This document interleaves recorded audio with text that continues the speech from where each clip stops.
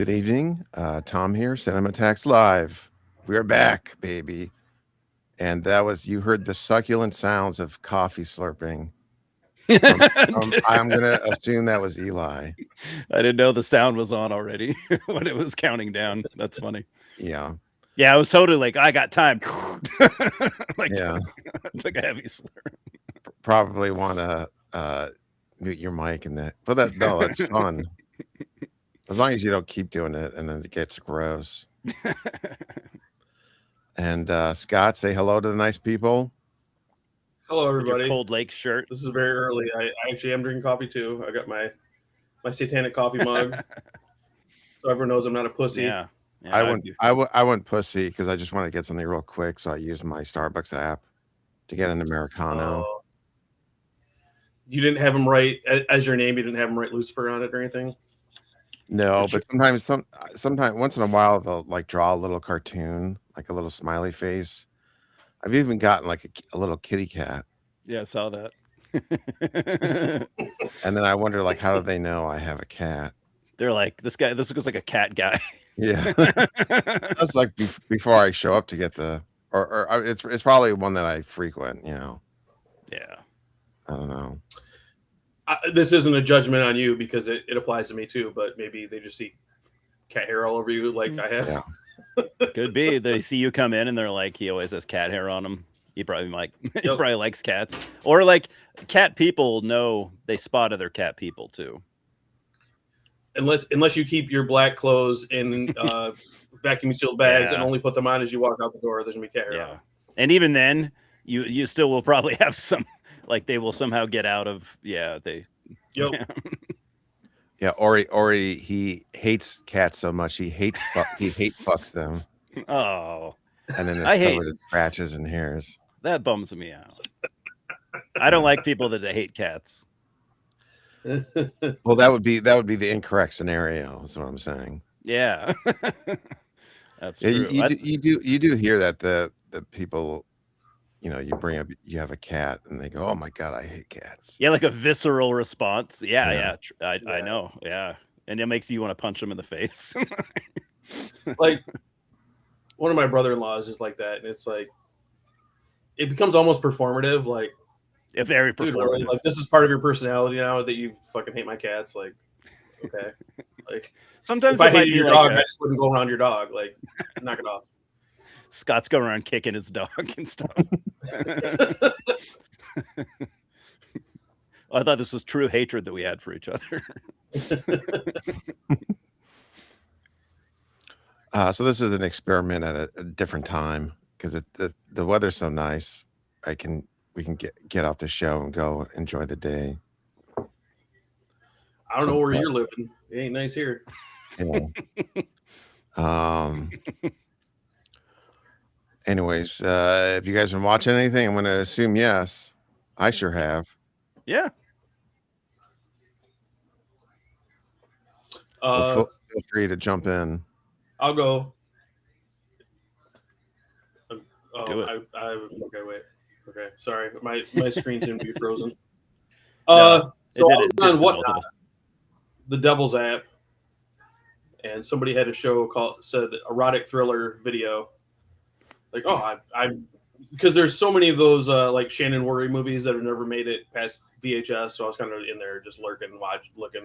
I didn't end up buying anything, but he had a giveaway that I entered, so I won this.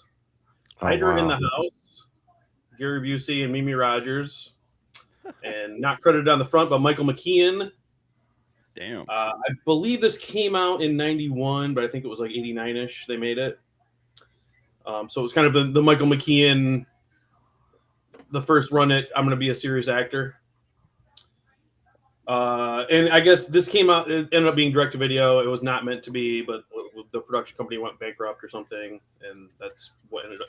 So I was expecting this to be, a direct-to-video sleaze movie, but it's actually kind of a real movie, which I don't know if it was that's disappointing or not.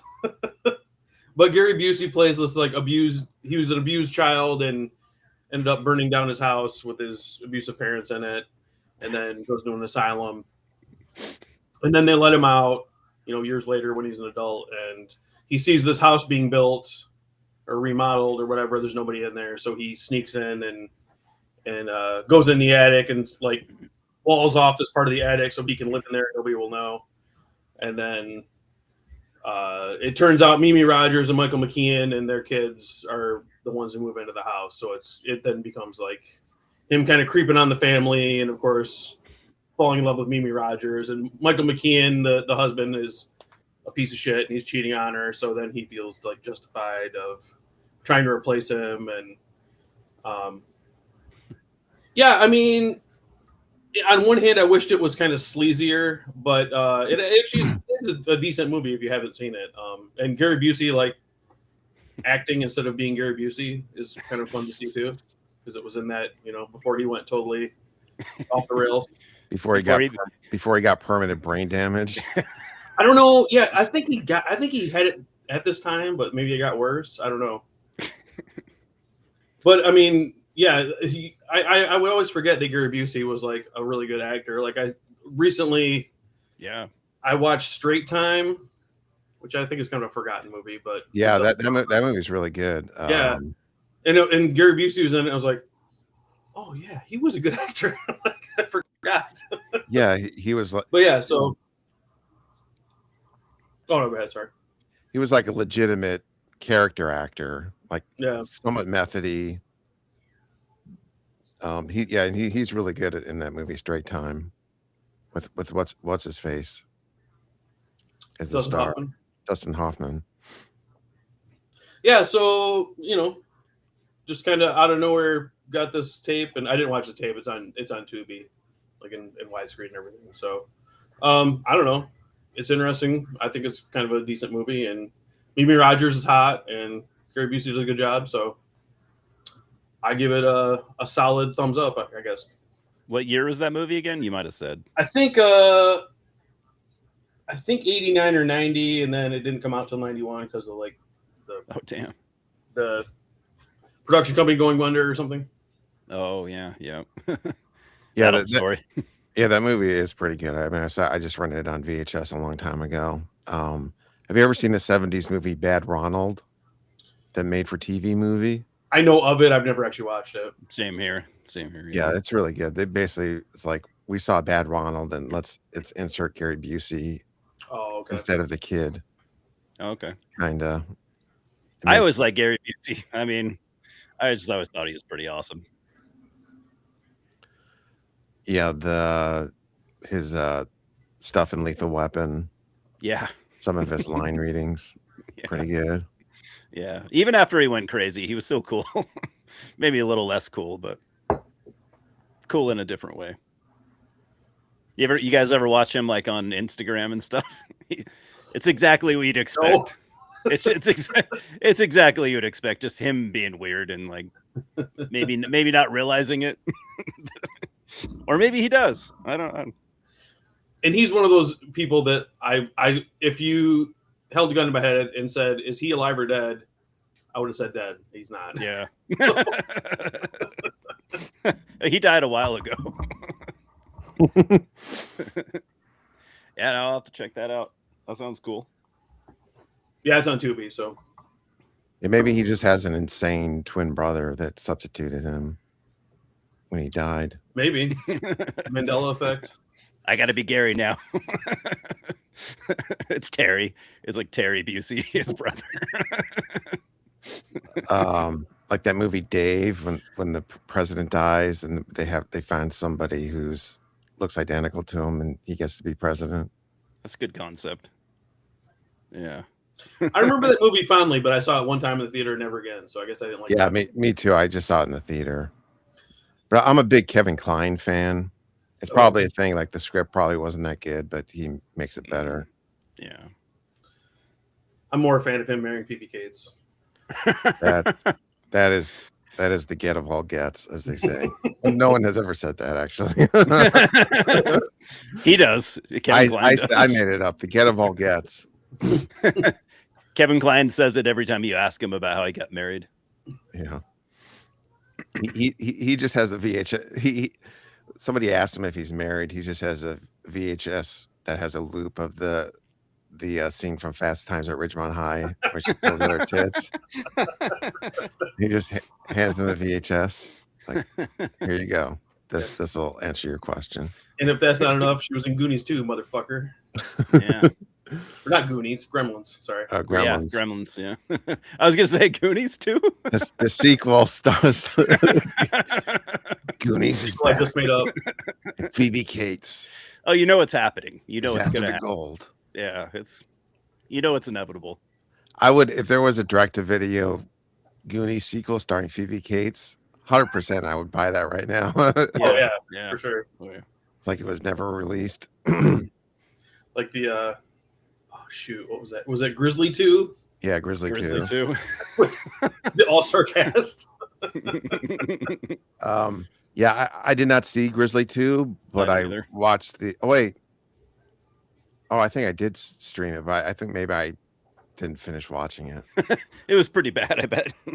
But I actually worked on a really low budget movie that used one of the same stock footage videos of a bear From Grizzly. Yeah, Grizzly 1 or 2? Grizzly 2. Oh, okay. I've only seen the first one. So I thought that was funny. It is funny. Like whatever, you go to whatever website and get just for $20, can I license this shot of a bear? Yeah. And that's what they did for Grizzly 2. That's awesome. Well, they spent all their money on that hot cast. Yeah. Anyways, I was watching some Chuck Norris movies. I pull out my VHS tapes. Oh, sweet. Silent Rage. Yeah. Let's go. Silent Rage. And look at the logo is him kicking the letters. And he breaks the letters. Kicking the letters apart. Yeah. I love that. And this is falling apart a little bit, but it's one of these side opener things. Oh yeah, I forgot about those. And we talked about a bit about this last time, but this is basically Walker Texas Ranger meets kind of a Michael Myers type. Not a very cool looking villain, I would say. He looks pretty bad. Yeah, he looks like an uptight banker or something. I don't know. Yeah, but kind of like a zombie, but not really. I can't remember what his story was, what the bad guy's story was. Yeah, it reminds me a little bit of Reanimator. It's sort of like a more realistic version of that in terms of there's a body that comes in and then these guys are like, oh, I have some experimental stuff. Let's inject him just to try it. And he becomes alive again, but then starts killing people. But he's not like, he just looks normal. Yeah. I guess because he just died. Yeah, it's true. Like they don't try to make him look like a zombie. Yeah, he just has the suit and he acts kind of weird. And was Vince McMahon involved in the casting of this? Because it was like, this guy just kind of looks like a goober, and he's kind of bland and nondescript, and there's nothing really special about him. He's not really charismatic, and Vince is like, yeah, but he is tall. Yeah. Well, can't argue with that. He can't wrestle, no charisma, can't cut a promo. What the fuck? But he is on steroids. You can't teach tall. Yeah. Vince is like, don't worry, I named him, so it's okay. I named him the Tax Man or something. And just some funny things I noticed about the movie. There's basically a scene stolen from Friday the 13th Part 2. They must have intentionally ripped it off. It's where what's his face? Silver is in the bedroom with his wife, and then the killer comes up to the bedroom, and then someone is looking for them after they're killed, and then she's dead in the bed and he's hanging from the door. Like there's a very similar scene in Friday the 13th Part 2. With Lauren Marie Taylor is looking for her friend and walking upstairs and finds the dead bodies. Arranged. Yeah. Arranged for maximum speed. Arranged in the same way. Yeah, it could have been a ripoff. Could have been them just like, let's just try to steal some horror cliches and insert them into this Chuck Norris movie. And then there's like way too. I think the movie's pretty awesome overall, but there's way too much. A Flounder, whatever. I know he has a real name. But Flounder. Oh, that's always be change his name Flounder. to As the wacky deputy, as the comic relief. That's way too much of him. Yeah, too silly. Simon. I already Simon. Hey, Simon. Oh, wait, he didn't say. Never mind. I take it back. Yeah, he didn't say take back anything my to you, hello. Scott. Jeez. Yeah, right. James knows what's up. Frick yeah, Cold James Lake. knows what's up. That's right. That's right. You see the logo, you just know. That color. The logo is freaking sweet. I mean, you can't. Yeah. No one can argue with that. I don't think. And Scott, be careful going out walking the streets wearing that shirt. You're going to get hand job offers left and right. I know. Just I be know. careful. Yeah. Just My don't wife tell said him. Just I'm not allowed to leave the house with this shirt on because it's, she Stephen knows. First. it's a pussy She knows. stampede. Yeah, she knows. And speaking of which, there's a hider in the house type movie with Stephen First as the guy that's hiding in the house. He's like the I think they call him an R word. He's living in the basement of the house. He's killing people. Raconteur. What's the name of that movie? Hold on.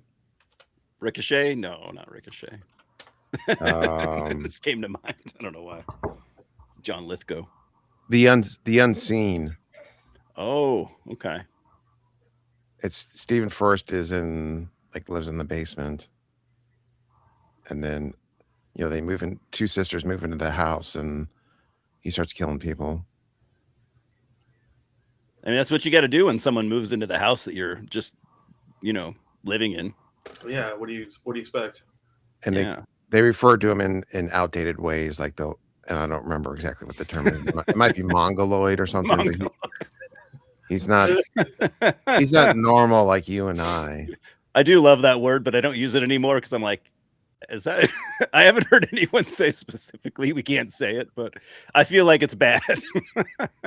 Yeah, that's one that I think is outdated because I remember saying it once on the internet and someone correcting me. Oh, okay. Did you get finger wagged? Dude, It's just a funny sounding word. But I wouldn't use it on a real person. I just use it to make fun of a stupid movie. Yeah. Fictional characters and stuff. Yeah, you can't. Why can't we insult fictional characters? Yeah. In fact, I hate the Silent Rage villain, and I want him to die. I want Chuck Norris to just kick his head right off. And Scott, since you recently saw this movie, I thought there was a really weird thing. There's that biker gang, and then that scene where at the bar Chuck beats up the biker gang, and then there's the lead biker, and he has his bike in the bar, and he has it looks like he was planning to exit the bar by going on a ramp and breaking through the window. Yeah, as you do. Yeah. And then Chuck kicks him off the bike. Why would he do that? To be awesome. To compensate for the fact that he's obviously gay. Maybe that's why. Was that the closest exit that he had? I'm just going to ride my bike out the window. No, it's right next to the door. He could just walk out. Yeah. Instead, that's what I thought. Instead of walking out, I'm going to ride my bike from inside the bar up a ramp, set up a ramp, ride my bike up the ramp, break through the window to get out. I was going to say maybe he thought Chuck Norris was going to key his bike, but I guess if you drove it through glass, that kind of gets rid of that. Yeah. I did enjoy too how Flounder was basically ready to sell his mother and the whole town down the river to get more of them tattooed boobies in his face.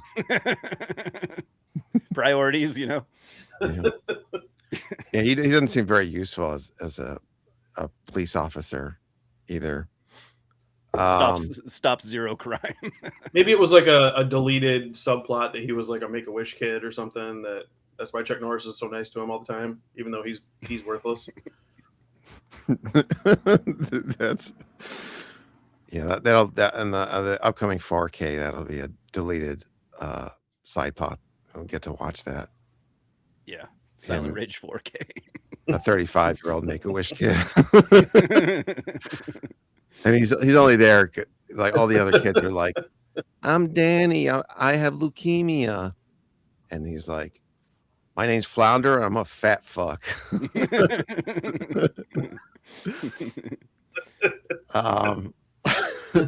And the other funny thing is that how Chuck defeats the villain. This is a spoiler, so cover your ears if you don't want this spoiler. But he basically does an attitude adjustment on him. Attitude adjustment. So that was pretty cool.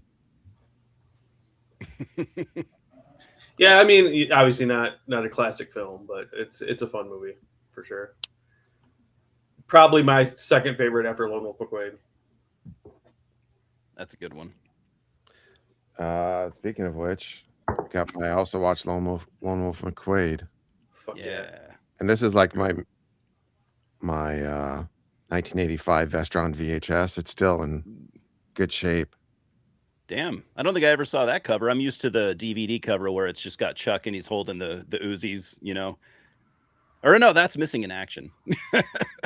Yeah, that's the cover of the DVD, I think. There you go. How can you not rent that? Exactly. I like that VHS cover better though than the DVD. Yeah, I don't remember the DVD. I never owned the DVD. Yeah, it was just generic Chuck Norris on the cover. No cool artwork like that. And there's the gold sticker that says Gold Recording Award. Never heard of that before. I don't know what that means. We got the recording award, guys. Is that the soundtrack got a recording award or something? They could have named it something better than that. Yeah, and I'm assuming that Walker Texas Ranger the show was like kind of based off this movie. Oh, okay. I used to love the shit out of that show. I never saw the show that much, but he was not as much of like a loose cannon on the show, was he? No, it was pretty. The show was pretty like safe for the most part. Like he did beat people up, but like it was like a safe version of his movies, basically PG-13. Okay, because the movie he was like the renegade cop. Yeah, he go to break up the horse thieves and like 58 people end up dead. And Walker, he's like a good guy cop. He plays by the rules for the most part, and yeah. To me, Lone Wolf McQuade is very much inspired by spaghetti westerns. Yeah, and sort of part of that, the morality feels like it's influenced by the Dollars trilogy. Okay. And then the score is at times reminiscent of the score for Once Upon a Time in the West. So to me, if describe it in one sentence, I would just say this is like a spaghetti western version of Walker Texas Ranger. Yeah. And I love and Barbara Carrera is in it, and she's always great. She's like her foot stomping fiery Latina acting style. And then both Carradine and Chuck are after her. So I like that plot dynamic. And then Sometimes when they get like that, you just got to throw them in a mud puddle to cool them off. And then Dana Kimmel from Friday the 13th Part 3 is in it. And I'm a fan of hers. She didn't do too many movies, I don't think. I was completely in love with her as a kid. and it was like this movie and Friday the 13th 3, and then like she was on the A-Team or something. Like that was it. I'm sure she's done a bunch of TV shows I didn't see, but yeah, little one-offs. Have you seen Sweet 16? I have recently. But okay. At the time I didn't know about that. It's that's how she got Friday the 13th Part 3. I think is the producer saw Sweet 16, so it came out the year prior, and that's sort of a slashery movie that she's in that's very Scooby-Doo. Yeah. But it's enjoyable. Yeah, so I think Lone Wolf McQuade is one of the best Chuck Norris movies, but I guess I I think my favorite is still Invasion USA. Yeah, that's a good one. Yeah, that's hard to beat. As absurd as it is. Yeah, Missing in Action too. Also, well, not the first. Yeah, just a Missing in pure Action. canon film. Yeah, all the canon ones are fun. Yeah. He's like, no comment. It's legal in some states. That's true. Not here, but quite a few of them, though. To be fair, you can leave the state to go do shit. It's legal in England. On certain islands, it's legal. Or unenforced. Or yeah, international waters. Yeah, in the middle of the ocean. The age of international waters. Yes, has there been anything else you guys have seen, watched lately you wanted to talk about? I've seen a couple things. Yeah, theater stuff. I saw They Will Kill You. That was fun. Yeah, I was curious about that. I wasn't sure if on the Yeah. fence whether I wanted to see it because I've heard mixed things. Yeah, me too. I would say I would agree, but I would say it was an overall really fun movie. Like it was kind of Kill Bill-ish. You got like Zazie Beetz, and she's kind of like almost like a bride-esque character, but like not the same motivations or anything like that. But you could tell that's where they probably got the inspiration for her. She's like this ass-kicking, I kind of a throwback exploitation character, ass-kicking girl, like 70s. But then the story is kind of weird and fun, kind of like paranormal-ish story. She goes to work at this like hotel, creepy looking hotel, and it turns out that, I won't spoil anything, but it turns out the people in there, of course, they're not what they seem. It does kind of go like the satanic cult road, but it does some weird, interesting things with it. Like the director's, I think he's Russian, so like it's an American film, but it's like there's very like European flavors, which I'm sure both you guys would notice because you've seen so many like European movies. It almost gets like Evil Dead 2 weird, but I don't want to spoil it. But I thought it was fun, lots of cool action.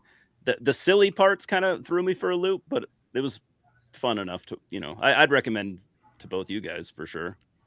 Just for at least a one-time, fun watch. Okay. Yeah, I couldn't see either of you guys hating it. Okay. And it's it's like an hour and a half too, out in and out quick. I have a not at all legitimate reason to not want to see this movie. What the fuck what is a Zazie Beetz? What is that? That's her name. I don't know if it's her real name. She's like a German American actress. I Get lost. I haven't looked it up. Me off hearing it. It sounds like a singer name, right? Like when singers become actors and they keep their. I assume that's what she was. Yeah, but I don't think so. I don't think she ever was a singer. I actually really like her. She's a good actress. She's just kind of been around in smaller parts. Like she was in the first Joker movie. But I think she's really good for what she's done so far. But yeah, I have to assume that probably isn't her real name. But other than that, don't let that stop you from watching.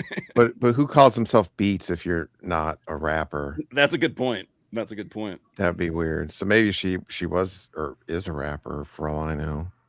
Yeah. I don't know anything about her. If she is, I would say she probably never like was huge, but not like I'm knowledgeable with those kinds of music, but apparently she is a rapper, okay. Maybe according to Simon. I have no idea. So that to me doesn't make sense. No, but she's a good actress. She's always likable in movies and stuff. So cool. I mean, if you've seen the trailer, if that doesn't sell you, then just don't even bother, because like that pretty much the trailer does represent the movie really well. It's pretty much like almost action almost the whole time. Like there's not too many moments where it slows down. Maybe you guys can solve this. I kind of want to go see Project Hail Mary, and my wife wants to see Ready or Not too. What should we see? I'd say Project Hail Mary for sure. At least for me. I saw it. I liked it quite a bit. I haven't seen either. I've heard generally the reviews that I've seen for Project Hail Mary are a lot better. Yeah. Although it depends on what does she prefer, more action movies or more like Yeah, well, she also is kind of half in love with Samara Weaving, so I think that might be part of it. So yeah, I think that's probably what we're gonna see. I think might be more getting her to sit through a 3-hour movie she's not that into is probably not fair to her. But well, that's what I did to myself when I went and saw it. I knew it was a little long, and I literally only pretty much saw it because I'm like, there wasn't a lot else playing, and I'm like, well, I have heard good things. There could be worse things to do with my time, but I actually really enjoyed it. I'll let you guys go first if you have other stuff, but since I just talked, but I really liked it. I got a Blu-ray I thought was disappointing because it's only a couple bucks. Imagine that. I'm not sure what it's a movie that's on Tubi. I'm not sure what year it was. It might have been. Fuck, I didn't write it down. I don't see it. But it's called Spare Parts. It's maybe 5 years old. I'm not really I've seen it around, yeah. And this is only like a couple of bucks. It looks fucking cool, though, the cover. I've seen that cover, too, and I was also curious. It's basically like this all-girl punk rock band called Miss 45.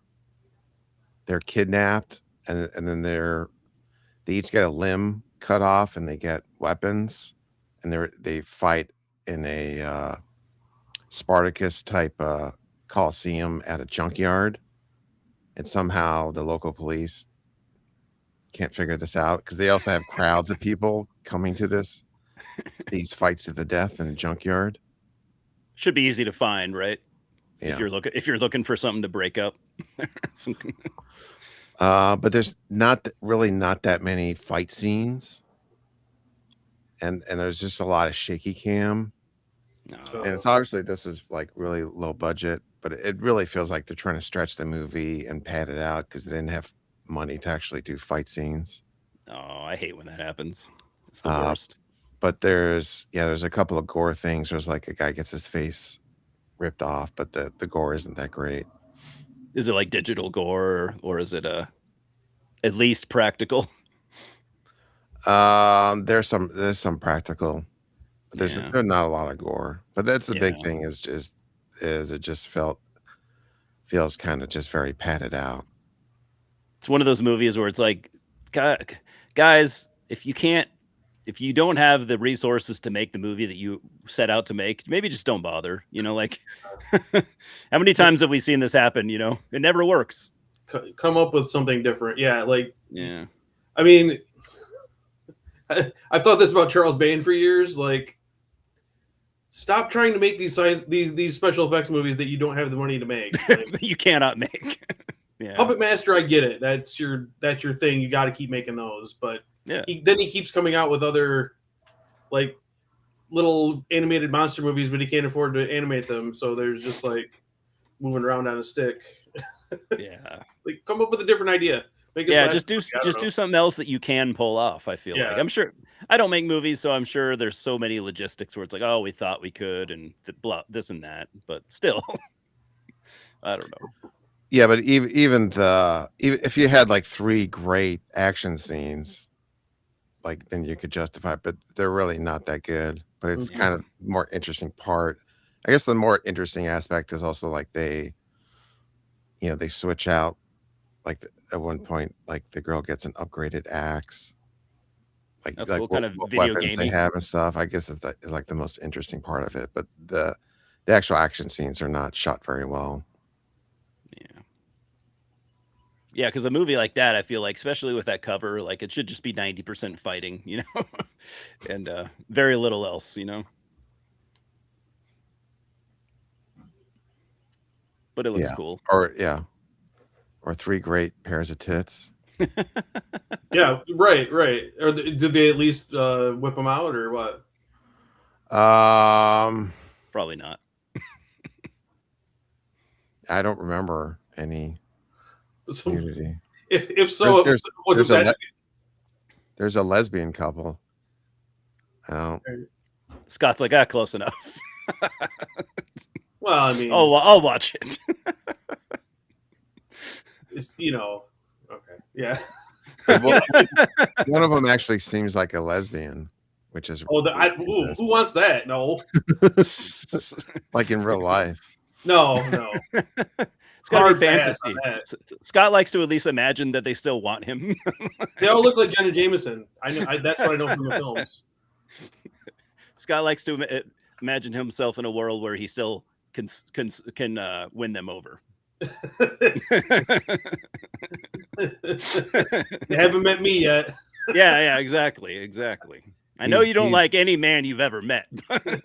He's Ben Affleck in Chasing Amy. That's right. Only the opposite. It always works for him. Like it never goes badly. That's why they call him the Converter. That's his nickname. That's right. That'd be a great like action movie. The Converter. And then it sounds like a spin-off of Rape Man. Some Japanese company should make this, The Converter. Yeah, it's like James Bond, but in order to get his clues and find his man, he converts lesbians. Yeah, it sounds 007-ish. Like this lesbian has information where the secret base is. I'm gonna get it out of her. Yeah, it's not going to be easy by getting it in her. It's not going to be easy, but I think I have the skills. Yeah,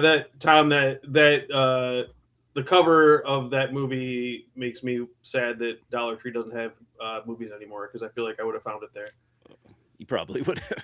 Yeah, I think I didn't pay more than $3 for that. Okay, yeah. But yeah, it is on Tubi. I have a clip I wanted to play. I watched the third Street Fighter movie. Oh, cool. Street Fighter's Last Revenge. And I never saw that one. It's kind of sillier, more James Bond type of deal, like the sillier James Bond movies. It's basically Sonny Chiba is hired to find this cassette tape that has a secret formula that makes heroin cheaper. So like all these drug dealers are after this tape. And then Sue Shihomi, who's the sister Street Fighter, I mentioned her before. Yeah, she's in it as well. And I had the short clip that I like. Sister Street Fighter is awesome too. Hold on a second. I love Sonny Chiba though. The best. Yeah, absolutely.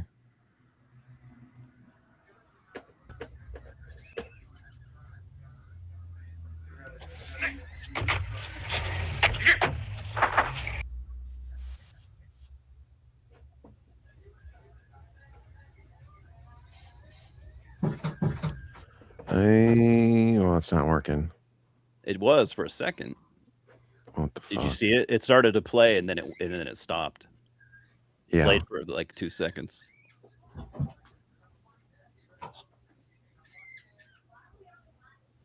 Yeah, I think something's wrong with the clip. All right, I fucked that up. Well, you saw the beginning of it. I have another clip. We'll try this one.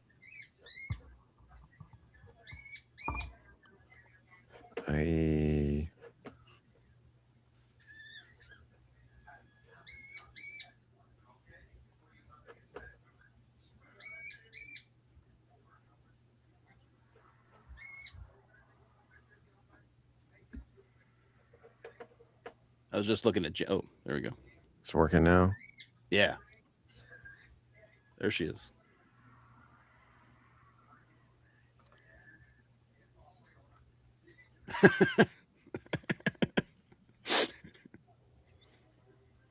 Damn. What a badass. Sonny Chiba's just driving. There we go. That's how you terrify your enemies right there. driving along, and she jumps off the bridge and then spits on his car. You don't mess with someone like that. That's Scott making funny noises. I like to think so. It's not me. Oh, he just muted himself. He heard us talking about. No, I muted him. Oh, okay. There was something. He probably had to leave for a second. Yeah. So it's Sister Street Fighter, or sorry, Street Fighter's Last Revenge. It is the third and last Street Fighter movie. So you got Street Fighter, Sister Street Fighter, and then Last Revenge. No, Sister Street Fighter is a separate series. There's like 5 of those. I always assumed they were somehow tied in with each other. Okay. No, the second one is Return of the Street Fighter. Okay, that's right. That's the one I've seen. But it's a much like campier take on it. Like the first one is a lot more serious, but there's a lot of fun stuff. There's like he wears different costumes. Sonny Chiba, you go undercover, and there's like a white mariachi killer guy. So it's like a white guy dressed as in a mariachi costume. That's weird. That's really weird. I don't think I've ever seen that before. Who's an assassin? He's like, how to not draw attention to myself? I'm a white dude. What should I dress as? Maybe a mariachi guy. I don't know. It's silly. You gotta, if you're a good villain, has to have a good look. Is it good though? I don't know. Well, doesn't sound great. Yeah. So, is there anything, Eli? Anything else you wanted to talk about that you saw? I guess I would just, I would just kind of rehash what I said about Project Hail Mary. It's a really pretty cool movie. It's always cool when like a movie that you don't, you're not really expected to, you don't expect to really like, and you go see it and it's cool. It kind of has what I appreciated most. It kind of has vibes of like old, like 80s, like Spielberg movies, kind of, like maybe Close Encounters of the Third Kind or E.T. or kind of has like shades of that I really appreciated. It's really well written and directed, and it's got some like I'm not really into space movies like The Martian or the modern ones that a lot of people say are good, Interstellar or whatever. Something about space, it just kind of bores me, but this one was really cool. The cinematography and like some of the space shots were just amazing. And from what I heard, I guess it's got a lot of like scientific, accurate stuff instead of your typical like, Armageddon or something. Yeah, I've heard that about The Martian as well, although I did not see that. Yeah, some about those movies, I've heard The Martian's great, and actually I think someone that worked on this too, maybe one of the writers or something. But if you were in the mood for something like that, I would recommend it. It is like a really good movie. Like it's a legitimately good movie. I think they should have maybe the cover. I think they could have done a better cover. I thought the cover looked, I don't know, kind of cheesy. I don't know, but yeah, it's a cool movie. Yeah, that's not Scott squeaking. That's Eli's bird. Oh, Scott, sorry, I had muted you, Scott. So it's okay. Something we missed it. Oh, just that Andy Weir, the author, wrote both of the Martian and I was gonna say that. Oh shit! It was the author. Okay. I've also heard The Martian is good from people I trust, but for some reason I had no interest in seeing it. So I'm sure it's good. Yeah. I ordered some movies because I don't know, because I'm dumb. Have you guys heard of Scott Shermer, the director? I became aware of him with a movie called Found. It's about a little kid that his kind of ne'er-do-well teenage older brother has a head in a bowling bag in his closet. So the little kid finds this, and then so it becomes, my older brother's a serial killer, but I can't tell anybody, and it's pretty fucked up. And I was pretty impressed with it. So I kind of sought out this guy's other movies, and some are better than others. Harvest Lake, is one that I really like. That's kind of like a Lovecraftian sex pervert movie, I guess. These people go on vacation to this lake, and there's like these weird eldritch creatures that make them horny for each other. But anyway, he has a web shop, and he announced he's shutting down his web shop. So he had a bunch of stuff for sale, cheap. So I got his latest movie called Gush, about a author. She's a horror author, and her just lost her baby, and doesn't want to write this like horrible, disgusting horror anymore, but she's obligated to from her contract, so she has to go finish this trilogy. So her publisher sends her to this cabin in the woods, and weird stuff starts happening. And I think for the obviously super low budget, it's like cast up like a handful of people in a cabin. Kind of, I guess like a psychosexual thing. There's some woman shows up who no one can see but her, and then they start a relationship, and it's her muse that gets her to start writing the book again, and good acting, and yeah, a decent movie. I wasn't mad I bought this. Stars Ellie Church, who's kind of like or at least was kind of an horror indie like micro budget star for a while. I don't know if she's still really active or whatnot. But on that subject, she stars in this, which isn't streaming anywhere, called Time to Kill. It's presented as like to see the back, the quote is equal parts Meyer, Wood, Wynorski, and general beautiful bad taste. Babes, blood, booze, and Beelzebub. So it kind of overpromises. It's supposed to be like a grindhouse kind of tribute. The lady finds out she has one day to live, so she's going to go out and kill everybody that pissed her off. But it's really like unfocused, and starts out as kind of a revenge thing, and then gets into like some weird like satanic subplot that isn't really even clear until you like watch the making of, and they explain what they were trying to do with it. So yeah, this don't bother with this one. It's got it, and I also found out like it was this director's first movie. They kind of didn't know what they were doing. For a first effort, I guess it's fine, but it really kind of overpromises as, hey, this is a sleazy, fucked up movie, and it's really not. It's kind of like amateurish and not very interesting. But of the two, Gush is worth seeing. I don't know I think it might be streaming by now.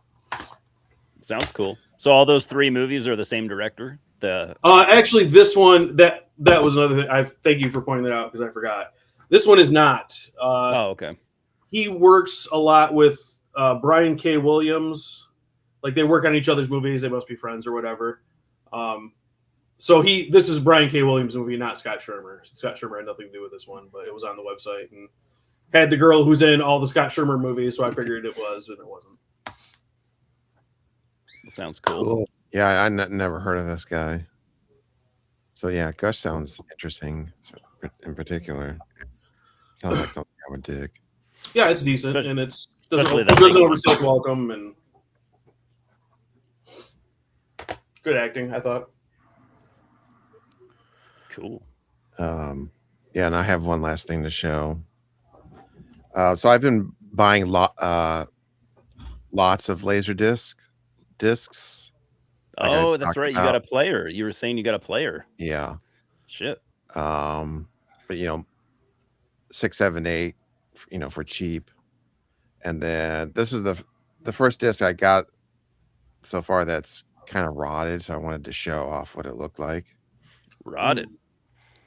Yeah, I haven't seen it. A little oxidized or something. I don't think you'll be able to see. It's hard. I see some weird lines. I don't know if that's the lighting. Yeah, it does. You can't really tell. But have you tried to play it yet? Yeah. So this is Hannah and Her Sisters, the Woody Allen movie, which is really, really good. I'm a big Woody Allen fan. Yeah. I don't care.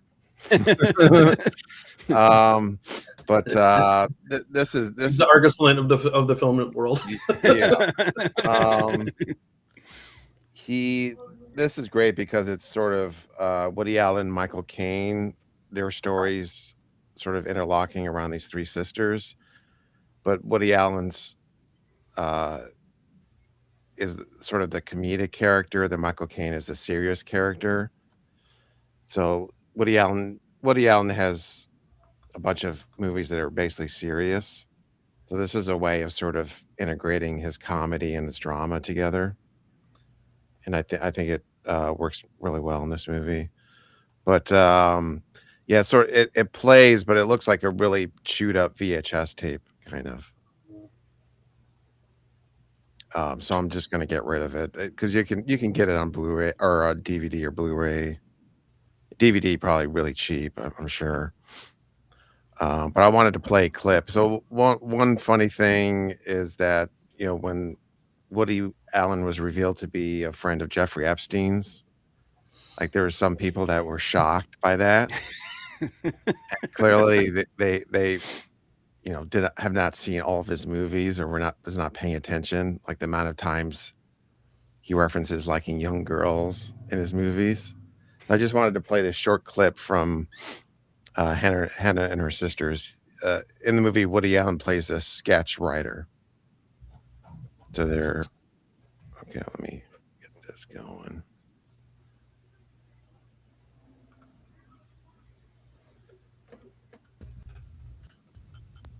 Your standards and practices. Okay, why all of a sudden is the sketch dirty? Child molestation is a touchy subject with the affiliates. Read the papers. Half the country's doing Yes, it. but you name names. We don't name names. We say the post. Within his circle, he's like half the country's doing it. What's the problem? Totally normal. I have a laser disc that is pretty cool. I got the Wild Bunch still sealed. Wow. Yeah. Never was opened. Isn't that weird? Yeah. Don't even have a laser disc player, but when I saw this somewhere, I'm like, yeah, I have to buy that. Yeah, and I was telling Scott this, but most of them are like $5 and under, and then certain ones cost more. So a lot Some of are them, really rare, but yeah, from what I've heard. yeah. A lot of the ones I got were pretty cheap. And there's That's awesome. there's a lot of, especially foreign movies that only came out in VHS and Laserdisc, Oh yeah. or they came out in DVD, and the DVD's super out of print and hard to find.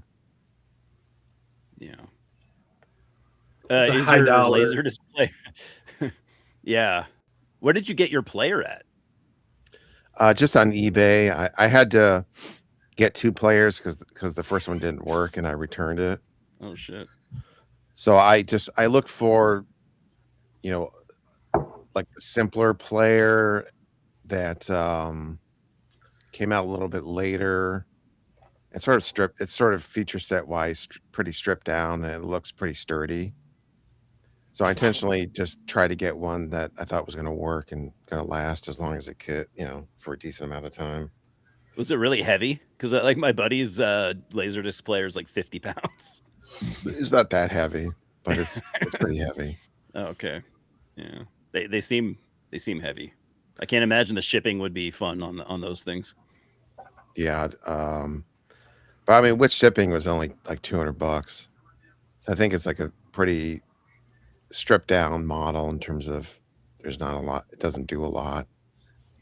That's cool. Yeah, I'd like to get one someday. I mean, Tom, if I want to help you to spend all your money, I've seen plenty of Laserdisc shows on whatnot, so they're out there. Yeah, I'm avoiding that. That's going to be a bad bad scene. No. I would recommend don't go. Yeah, Because I don't even mess with auctions on eBay. I just buy it now or give them an offer. Yeah. The high dollar Laserdisc that I saw at Static Tape, store that's sort of near me. It was a Poison concert. It was like up on the wall. It was like 30 some bucks for this Laserdisc. I don't know. Must be it never made it past Laserdisc. Just something rare, probably. Which, I mean, if you're super into Poison, I'm sure, yeah, someone would gladly pay that. But you're gonna want that. It wasn't for me. Yeah, just a couple days ago, I got a Laserdisc, and it had a Madonna Laserdisc inside as an extra disc.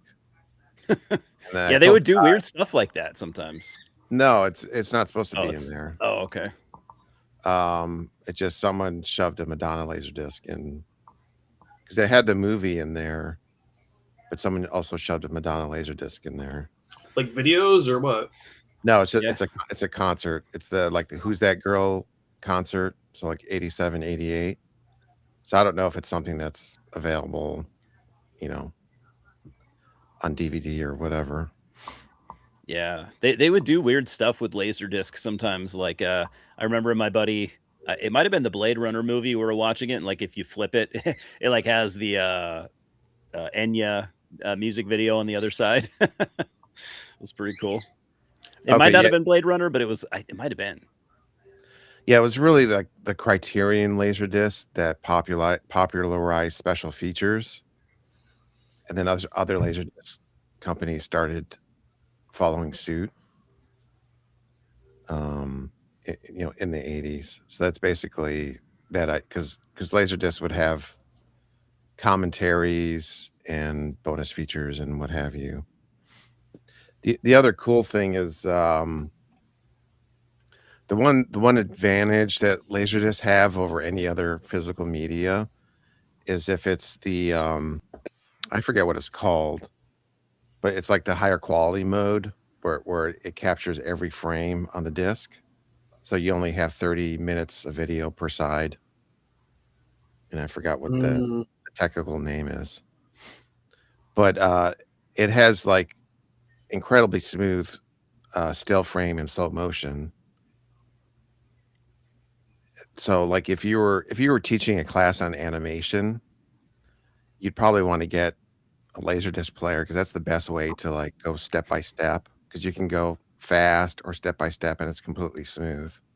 Unlike if you try that on Blu-ray or DVD, it like stutters. Yeah. Wow, I didn't know that. Yeah, it's completely perfectly smooth on Laserdisc. If it's the a type that's 30 minutes of video per side, and they had each frame is in there. And you can like skip to a specific frame, like you can do. I want to look at frame 2000, and even my player, you can buy like a scanner. So what teachers would do is they would print out barcodes with certain frames. So if they had an educational thing, like let's say it was about the moon landing, and they wanted to go to frame 2400. It would be in a barcode, and then you would use this like pen to scan the barcode, and then the player would go to that specific frame. Wow. So it's kind of a weird technology. Kind of ahead of its time. But that, I mean, considering that was, the late 80s, that was pretty high tech. The hearing about the special features on Laserdiscs was always very enticing to me, but I never was in a position to get one or afford if I did afford to buy a Laserdisc, because weren't there like $100? Yeah, so the higher quality special edition ones were expensive. Like regular ones might be $30 or $40. Okay. But if you got like a box set of T2 or something, it might be $100, $120. Okay. Do you guys remember DVD was out, but I think it was fairly new as far as like people adopting it. I remember Anchor Bay putting out VHSs of movies. There were 2 disc or 2 tape sets, and it would be one would be the movie, and then the other would be the movie with the commentary. Wow. You guys remember that? Yeah, they would do like special edition VHS releases, and Yeah, because there was one for Dawn of the Dead and one for Nightmare on Elm Street Yep. where it would come with an extra tape with extras. And even on some of the single tape ones, they would have extras at the end of the movie. So they might have like a music video or the trailers or something. But they sort of popularized the special features for VHS. Anchor Bay, it was like Star Maker / Anchor Bay. After Criterion had done their special features. And then like some of the special features on Laserdisc are exclusive to Laserdisc, so like they didn't get ported over to DVD and Blu-ray in some cases.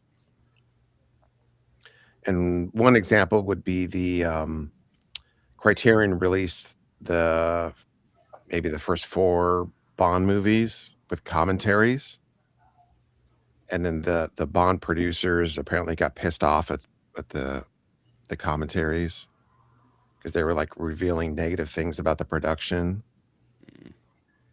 I haven't heard them, but supposedly the director's like, yeah, then when we had this shoot was a disaster, and the producer's an asshole, and like they were very candid.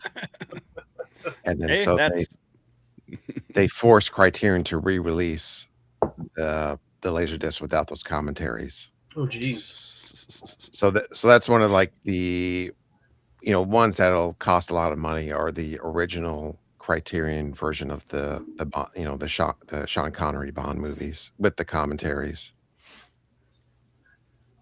That's funny though. They probably figured who is ever going to listen to this? Like 12 nerds. Like, so we'll say whatever we want.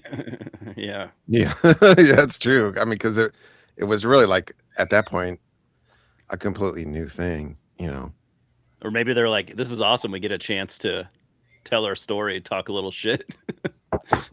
Yeah, but I think people, especially for studio movies, after a certain while, like realize we need to be careful about what we include on the commentary. Yeah.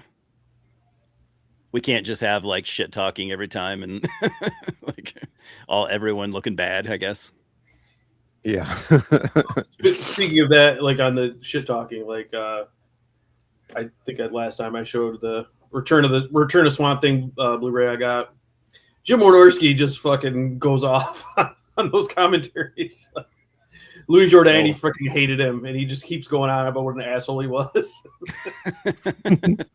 I guess he got nothing to lose. Who cares, right?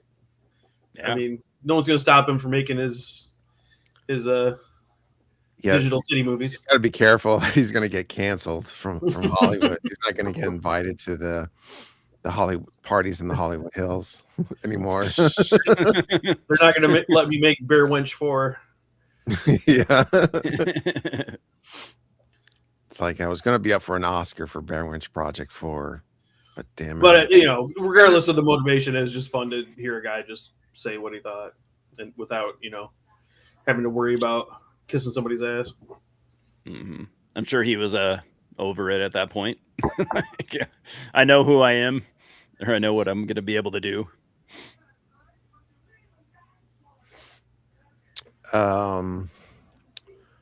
All right. Is there any other movie you guys wanted to talk about? I wanted to bring up a topic of discussion, which is if you have any Oscar hot takes. I did not really pay any attention to the last Oscars. Me either. But we can segue into that if you want. All right. Sure. Yeah. Go ahead. I'm going to grab some coffee. Okay. I'll be right back.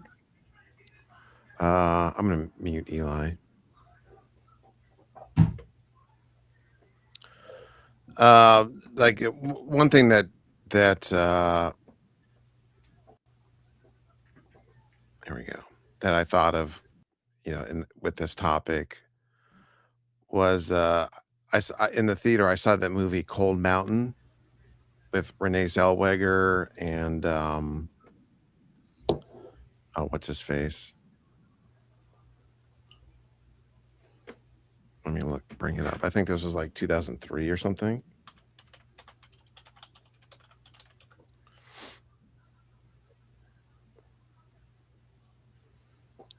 Oh, yeah, Jude Law and Nicole Kidman. But I thought Renee Zellweger had this sort of side character, like this ridiculous, scrunchy faced, screaming, stomping her feet version of Scarlett O'Hara that she was doing. I thought she was fucking horrible, and she ended up winning Best Supporting Actress. And that to me was like the worst example of an actor winning an Oscar, where I just thought they were fucking terrible. What was that movie? What was the movie? Cold Mountain, 2003. Oh God, I wouldn't watch that on a bet. But just bring up, look up a clip of her acting in that movie. It's ridiculous.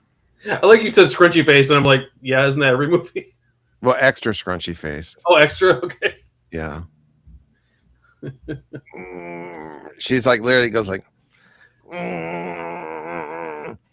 stomping her feet. That's her acting in that movie. And she won an Oscar. Yeah. Good for her. Yeah. Yeah, it happens, I guess. James was talking about Stellan Skarsgård. Which movie was he in last year? Sentimental Value.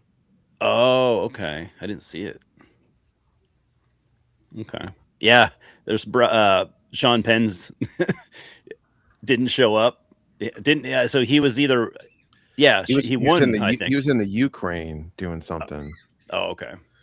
Oh, is he solving that crisis like he does? Yeah, maybe. Good luck, Sean. Did he win? I think so. I could be wrong. Yeah, I think Sean Penn won. Yeah. All right, cool. I mean, I guess when you got a chance to give any award to the weird Antifa cosplay movie that Hollywood's all jerking off over, I guess you got to do it, right? Well, I guess the lesson here is that Hollywood loves overacting, where you're using your face a lot. You know, they don't. I don't know, man. The more time goes by, the more I'm just angry about that movie. I think I probably appreciate it more, but I would definitely have to watch it a second time to be sure. Yeah, James is bringing up the Sixth Sense being John Malkovich. Yeah. This is a great movie, Malkovich.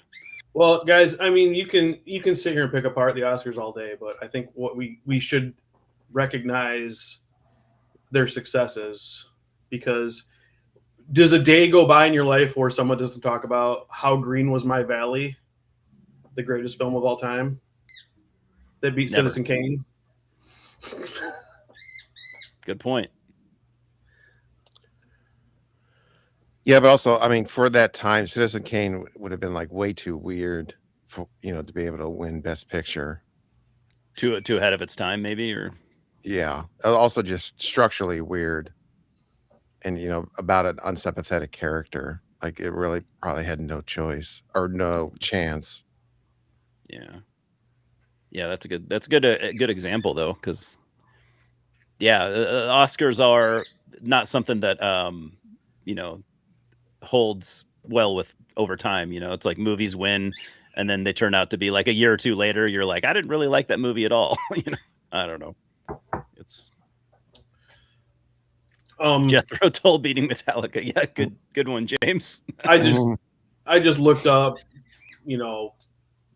what people thought like the worst Oscars were or whatever, and one of them I saw on a bunch of lists was Crash beat Brokeback Mountain. And I was like, well, no, to me, I'm like, was Brokeback Mountain better than Crash? I didn't think so. Like, I don't think either one of them are awesome, but like that, I don't understand the freaking outrage of, I don't know. Did you guys think Brokeback Mountain was so much better? I only watched like half of Crash and I couldn't stand it. And I fucking hated it too.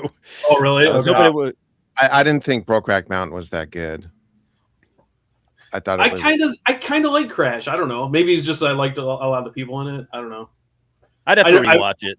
But I've seen it once. I've never seen it since. So I was saying like that much. In fairness, I did not watch the whole movie, but I was like, I can't do this.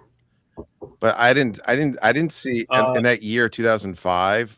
Those I didn't see the other movies. I didn't see Capote, Good Night, Good Luck, and Munich. I didn't see any of those. I saw Capote, Munich. That's probably it. Pretty good, both those.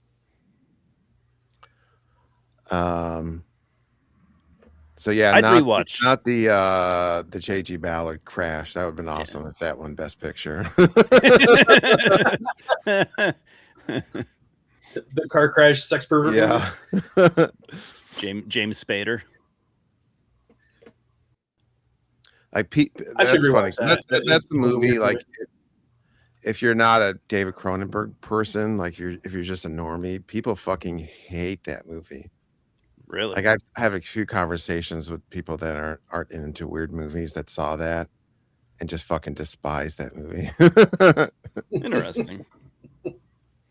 But two movies I do not like that won Best Picture are Forrest Gump and Slumdog Millionaire. I'm not a fan of either of those. Those I like movies Forrest can Gump. fuck off. Forrest Gump I like. I never saw Slumdog. I don't have anything against Forrest Gump. I guess I didn't see Slumdog either. It's what it is. I guess it's nothing. Would I have preferred Pulp Fiction to win? Absolutely, but I guess I'm not mad at Forrest Gump. Yeah, and then obviously, Pulp Fiction should have won for me. Yeah. Or Shawshank Redemption was nominated. But yeah, out of those that got nominated, Pulp Fiction is my favorite. Yeah, me too. I guess I was thinking. Well, I asked Tom if hot take meant kind of goofing on him or another opinion. I have a hot take opinion. Why is there a separate category for actor and actress? That's a good question. And I think like a lot of actresses now don't like to be called actresses. They just want to be called actors. And do it's not like, well, I want to get all political, but it's not like you're playing football or anything. Do men and women act super differently? Like I think it's kind of the same skill, right? Why isn't it just one category? And if it's because you want to give out 2 awards, maybe I don't know, do like the Golden Globe and split it between like drama and comedy or something. I think that'd be more useful. Yeah, I mean that's the problem. Is now you'd be splitting up the awards. I think I bet that's something that's come up, internally with the board. Like, hey, should we not have sex delineation with the best actor actress? But yeah, the problem is that at that point you're giving out 2 less awards for actors. If you just have best actor and best supporting actor, and it's both sexes. So that would be my guess as to why it hasn't happened. But I bet it's something that's come up as an idea. I thought maybe really too it was like I think we should all get angry. What was that? I feel very strongly about it. I think we should all get angry about it. I figured it was like a thing too. Maybe they were worried about one sex maybe getting nominated more than the other. Yeah, I think you would have a problem if like 10 years in a row the male won best actor. Oscar's so male. And it's a white man every time. Yeah.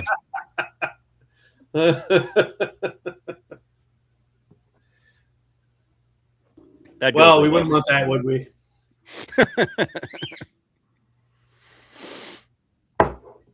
They should have best male screenwriter and best female screenwriter. Yeah. Best trans screenwriter. Everyone knows best that gay screenwriter. Everyone knows that women can't write as well as men, so they should have their own category. Yeah, I mean, I'm pretty sure men ghost wrote everything anyways. So, they're all busy with their periods. They can't, Yeah. It's a lot to deal with. Yeah. It's just too much for their little brains. Then they gotta go shoe shopping. I mean, it's a whole thing. Yeah, didn't you go shoe shopping yesterday? Come on. Oh yeah, let me guess, you forgot. Yeah. I don't actually talk like that. Yeah, It's I'm looking fun. at like a lot of these Oscar winners of recent years I didn't even see. So I didn't see Coda or Nomadland or Green Book or Spotlight. I've never heard of any of these, I don't think. I was shocked going through. It's like, oh, I've not seen any of these, nor have I had any interest to. Yeah, and I guess just another. I didn't think Moonlight was that good. I thought it was okay, and that won in 2016. Well, that was the year it had to win, right?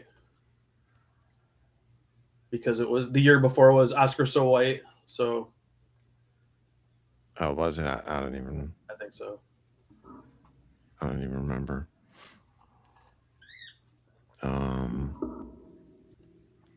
But generally, when they went to like a longer list of movies, of like 8, 9, 10, I think that's been better because you get some more interesting stuff nominated for Best Picture. Oh, that's interesting. The people I've heard talk about it are all mad about the 10 nominated movies. They want to go back to 5. I mean, I think the entire point of the Oscars is really just to advertise Hollywood and advertise movies, to get people to see movies. So I think if you have more movies nominated for Best Picture, it just helps sort of get the word out on certain movies. So at the end of the day, I think it's probably better. Because I don't really take it seriously in terms of like it's a real competition, like it's sports, because it's just subjective anyways. Like you had Black Swan nominated for Best Picture. But that would not have happened if they only had 5 nominees, I don't think. That's a good point.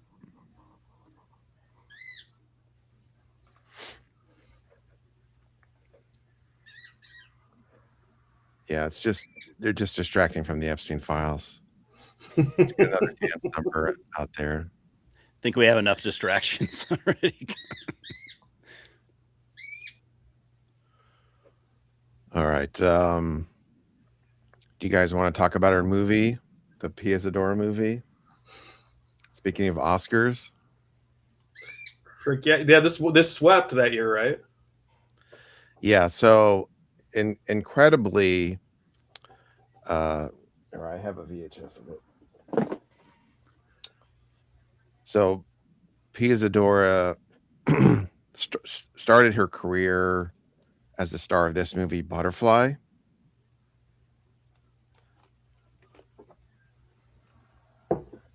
And I have the poster for Butterfly, and this is pretty racy. I think Scott will like this. Hello. And then Pia Zadora married an Israeli. Married an Israeli businessman, 31 years her senior, and he financed Butterfly out of his own pocket. And she won the Razzie for Worst Actress.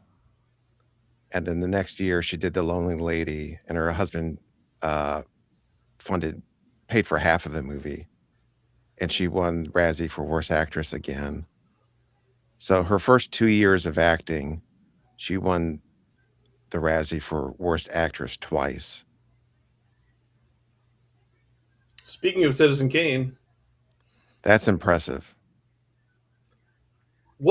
So I don't know anything about her. But who was she before this? Just a hot chick? She's I guess at this point she's known more as a singer. and then she was doing, because she was only in her early 20s, so did like she's basically more of a theater actor at this point. But I meant like before the movies when she got married, was she an actress and her husband was like, "Oh, you're a star, baby. I'm gonna pay for this movie," or Yeah, she was doing like stage and musical, but on stage she was doing some acting. okay.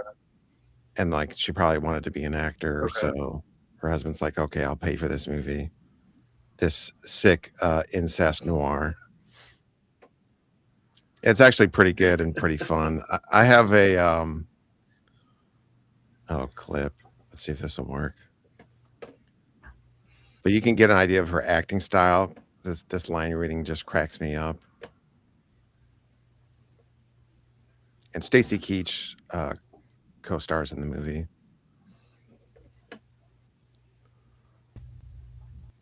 Oh, this is so fucking slow. Okay. You got more Morgan in you than Tyler. Maybe so, and maybe that ain't all bad. Oh, yes, it is. Her hair flip when she's doing the line. Nailed it. She was going for it. Yeah.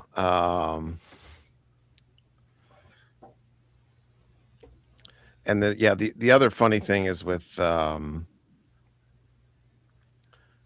Butterfly, she also won Best New Star of the Year at the Golden Globes. And there's some rumors out there that her husband like paid for the award under the table or something. That there were some nefarious shenanigans with that award, because she also won Worst New Star at the Razzies for the same performance. So she won Best New Star, Worst New Star for the same acting role in Butterfly. Oof. That's again pretty amazing. Just brutal. Unprecedented, I would say. Poor girl. She's probably not too happy about that. Are you insinuating the Golden Globes might be kind of a big scam? I don't pay any attention to the Golden Globes, but this was a rumor I heard on the internet. Okay. That this specific award might have been bought and paid for. Hey, he loves his wife. Yeah, I mean, why wouldn't you do it if you could? Yeah. I guess. And you're like a billionaire. She kind of deserved it at that point, I think.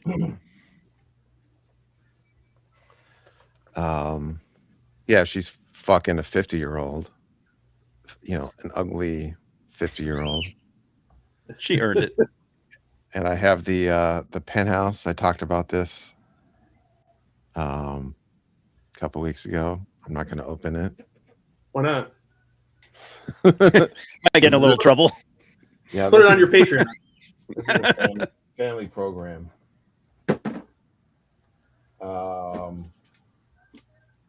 Where's the? This is not really to do with anything, but just her being nude in there. She has such a childish face. It creeps me out when she's naked. I don't know. It's so weird. Because I don't. When in the early part of the movie when she's supposed to be like a high school kid, it's like, yeah, I kind of buy it, because she does just like, oh yeah, kind of that baby fat like childish face. Yeah, and she was, when they were shooting it, she was probably like 23 or something. Yeah. But yeah, I agree.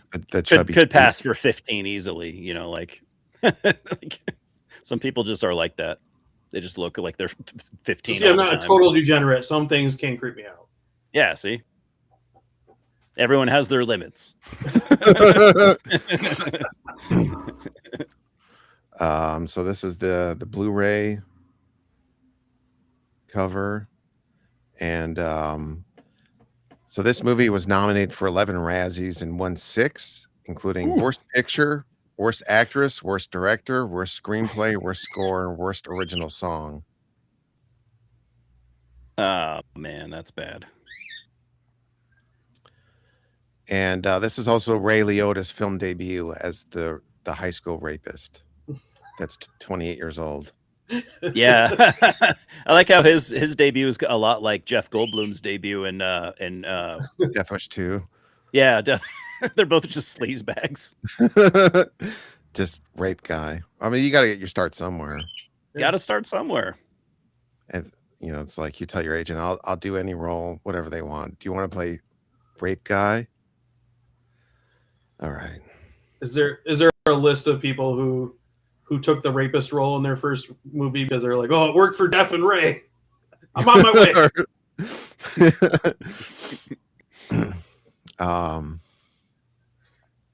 Yeah, and there's an interview with her on the disc, and she was asked about the Razzie ceremony, and she said, was she sad that she won the Razzie for Worst Actress? And she said, well, I would have hated to have shown up to the ceremony and not have left with anything. Something. Oh, she went? Yeah, I think so. Nice. Or maybe she said she would have hated to be nominated and not have won. Oh. Like she has a good sense of humor about it, I guess. And then the movie was also nominated by the Razzies as the worst movie of the decade, the worst movie of the first 25 years of the Razzies, worst actress of the decade, and worst actress of the century. But lost all those categories. But she did win the Razzies worst new star of the 80s. Oh. Like, is she that bad? Like, what is she like the Nickelback of her time that was just fun to like, or everybody goofed on her? Yeah, she's kind of bad. I think, because if you remember have you seen Naked Gun 3? She does the Oscar song where she falls into the tuba. That was sort of like the joke, like she's the worst actress. So that's the joke in Naked Gun 3 is the Oscar ceremony is so shitty they have Pia Zadora doing a song. But like, I think now like people wouldn't even get that joke. Mm-hmm. I think maybe part of it was just that, people just thought that her career was paid for by her husband, which is basically true, but so no one ever really gave her a chance, I don't think. Yeah, and the other thing she says in the interview, she says that she basically did not get any direction. So she's just like, and she's also like has that like theater kid energy. So she's like doing acting to the back row. Yeah, acting to the back row, like theater kid thing. If she had maybe gotten a good director that told her to calm it down, it might have been okay. Yeah, you kind of need that. You need a director to actually direct the actors, or they're just going to go in whatever direction. Mm-hmm. She kind of looks like had she become more successful, she kind of looks like maybe Sydney Sweeney of the 80s or something. Like she could have been that. With some fake tits. Yeah, I guess so. Yeah. Don't you talk about my queen that way.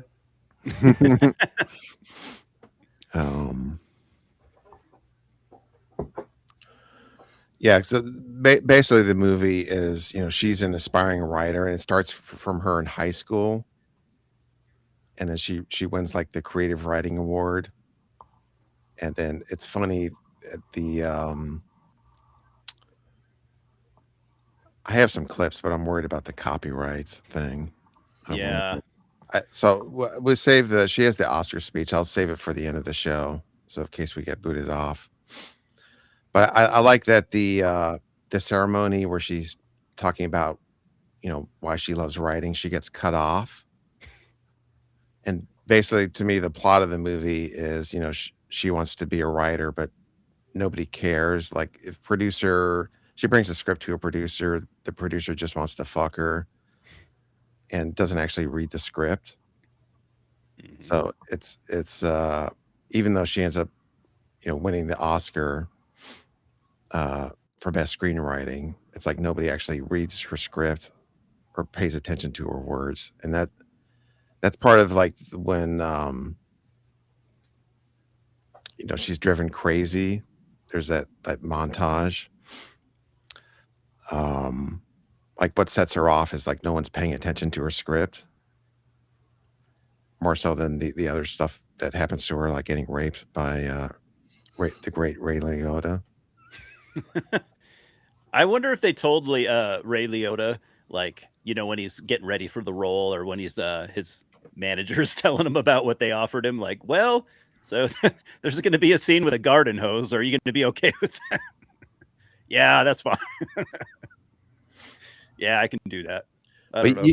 You could tell like he's kind of a talented actor. Even I don't know. I got the vibe. Like, yeah, for sure. He seems better than a lot of the other supporting actors. Yeah, like, you can see it in his eyes, and like he already has that like confidence too. He already has like a confidence that most people don't have. I mean, I don't know. Maybe part of it is knowing it's Ray Liotta, but it did feel like once he enters the scene, it's like, oh wait, this is an actor. Yeah, you know, this is a star. Yeah. I think a hidden moral of the movie is at the very beginning she goes to the party with kind of the boring, dopey, nice guy, and then she ditches him as soon as like, you know, the hot boys are around. Then she gets raped with the garden hose. I mean, I think there's a lesson there for all of us. Literally all of us. Yeah. I have a clip of that guy dancing. Hold on. Just saying with the next boy, everything been okay. I'm going to mute it.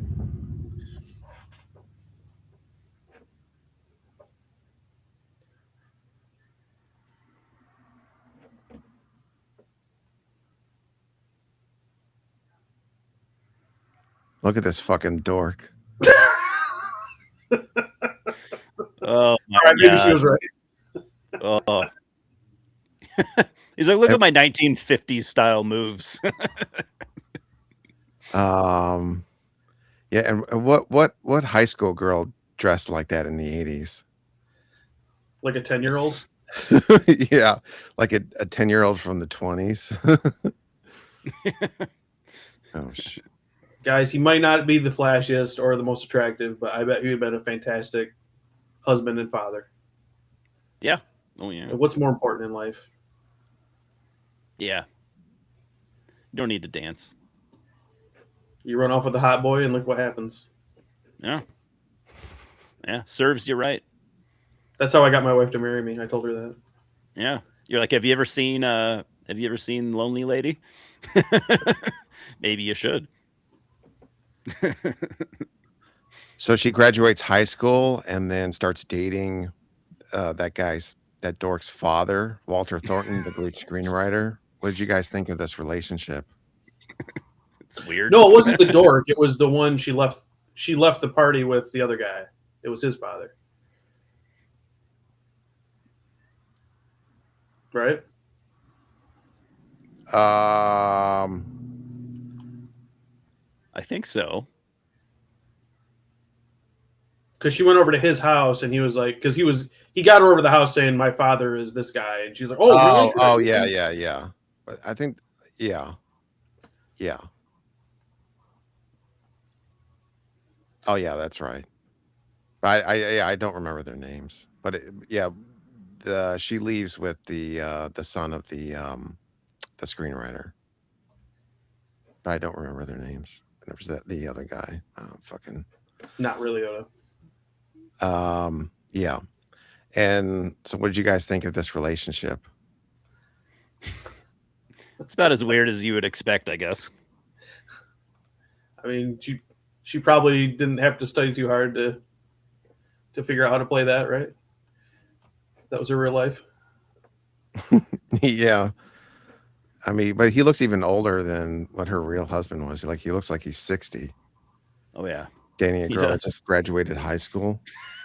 But it seemed like that was a thing in Hollywood. Like, you were successful, and then you have the young girl that's just aspiring to whatever she is aspiring to in Hollywood. And then they get together. He's an important man in Hollywood. He can't be with some old bag. Yeah. He needs to bring people up. That's true. He's just trying to help. He cares. He's just a good guy doing favors for people. Come on. Like Gwyneth Paltrow said, if you're nice to Harvey, Harvey will be nice to you.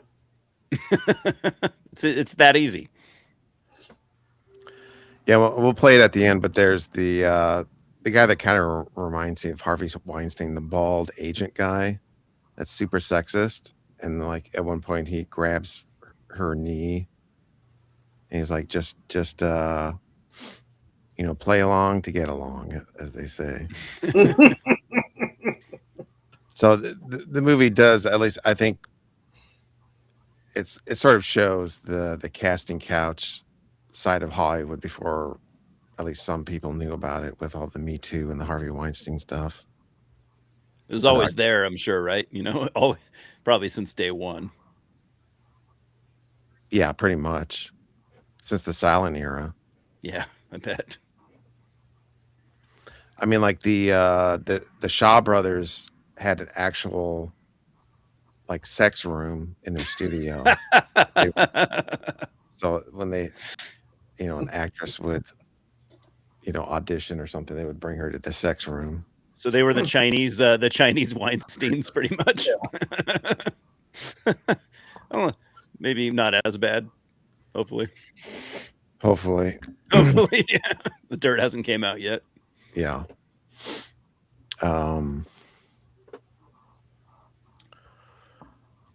Yeah, and then it also brings up the issue of, no one will read her script, and then she can't get an agent, and then it's like she can't get hired because she doesn't have an agent, but then the agent will hire her because she hasn't gotten a screenplay produced. So it's a catch-22, and that is actually a thing, a real problem with Hollywood unions. It's like you need to be on a union production to get in the union, but you can't get on a union production unless you're in the union. Mm-hmm. So I guess you got to know somebody, maybe, or yeah, you got to just like luck out and get on a union production as a non-union person. Get your foot in the door. Yeah. Sounds real fair, Yeah. That's life, I guess, in Hollywood. I would imagine, yeah. And then like she starts dating that extra guy. I guess his name is George, who's a total scumbag. Like all the dudes that she meets. Like he's married and he's impregnating Pia Zadora, and he's also dating like the young PA on set at the same time. Jesus. And there's this the scene where she shows up on set and tells him she's pregnant, and he's like, I don't give a fuck. Like, why you bother me? Why are you telling me this? Problem. I gotta fuck this 21-year-old PA. And then get back to my wife. Yeah, I'm a busy guy. I got stuff to do. But what did you think of like the men in this film are pretty much all scumbags? I guess like Walter is the only one that's kind of nice to her, so I guess she marries him. I guess he's nice to her until he's not like the top guy, right? Because isn't it she rewrites part of his script and then they like it better than his, and then he freaks out, and he's nice to her as long as she's like the pet. Yeah, he just wants a wife. He doesn't want a competing screenwriter. Mm-hmm. But like because she's hired as a typist on that movie, and then she out of her own accord like rewrites the last page or the ending, and her rewrite is get rid of all the dialogue and just have the actress scream "Why" at the heavens. Why? And that's her brilliant writing. But they agree to do it, and everyone loves it. So that creates a problem. And then he says something horrible about, why don't you get raped with a garden hose? And then they get divorced. He says something about like the. He says something about like her, like you probably liked it or something like that. I can't remember. Yeah. Yeah, you probably like this shit, you whore. That's the nicest guy in the movie. Oh my god. Yeah, that's probably true. So this was with it was a Harold Robbins novel or something, right? Yeah. Okay. I've read one short story of his and I hated it. I never read anything else.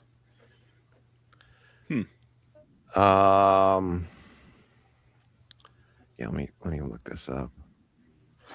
I think I've seen a couple other Harold Robbins movies.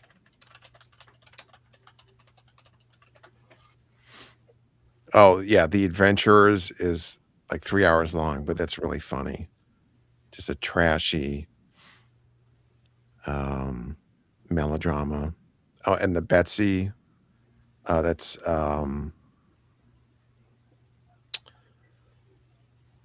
is that what that is? Oh, it's Tommy Lee Jones is like oh, it's Robert Duvall, Tommy Lee Jones, and Laurence Olivier. But it's like a trashy soap opera about a like a car inventor. It's a good cast. So I don't know, are all his books like kind of sleazy and trashy like this? Yeah, I think so. I haven't actually read any of his books, but just based on the adaptations, they must be. Okay. So there's a thing. It was like, isn't it naughty? There's a feeling of like, look at this naughty abortion plot twist. Aren't we being naughty? Kind of thing to it. I'm edgy. Yeah, this does seem like a male written feminist story, I guess. I feel like if a woman had wrote it like from a real place, it would be a little less like salacious and clumsy. Kind of, right. Yeah, right. Yeah, that's a good point. That's exactly what it is. It is like basically a feminist story, yeah, written by a dude. Pointing, shedding light on Hollywood and sexist practices.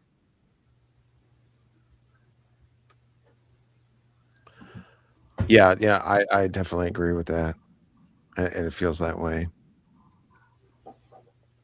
I always found it funny when men write stories for women.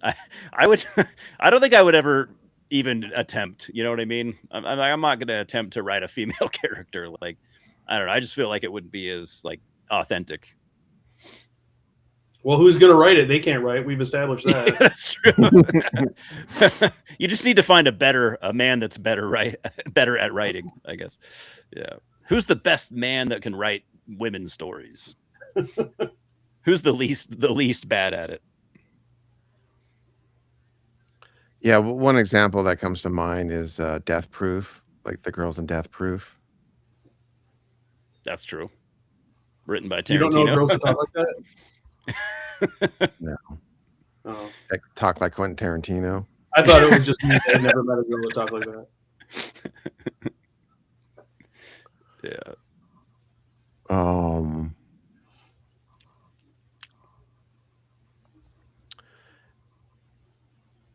Yeah, and then she has the mental breakdown. Did you like that scene? It's her Oscar-winning scene. It reminds me of the scene in The Room when Tommy Wiseau is breaking stuff. She's running around breaking stuff. That was her inspiration. I was really going for Tommy Wiseau. Well, it's way before. Oh yeah, isn't that 90s? The other way around. Yeah, that's true. Like 20 years prior. Yeah, that's true. They say Stephen King does pretty good female writing. I don't know. I'd have to think about that. I guess so. I mean, like one of my favorite. Yeah, Gerald's Game. One of my favorite King books, Tommy Knockers, and that's got a woman main character. But I read that book like in middle school or high school, so I remember it being good. And then they made a bad movie out of it, which was a bummer because I really love that book, even though it is basically just a ripoff of The Color Out of Space, more or less. Okay, He does go in different areas, but I would love to see a really good Tommy Knockers movie. I think would be cool. yeah, they did like a made-for-TV thing in the 90s. Is that right? Yeah, with what's her name, Mark something. Remember that like red-haired actress from the back in the like Mark Robinson or something like that. Her name is Mark Marc, but she was a woman. I can't remember. Okay. The only thing I remember is Tracy Lords is in it. Tracy Lords was in it. I guess I forgot about that. Acid Witch does a song about the Tommy Knockers, and then in I think the last verses talks about how shitty the TV movie was, even though it had Tracy Lords in it. I'm pulling it up. 93. That's right. Yeah. What's her name? Mark Helgenberger. Mark. It's Mark with the G. I remember.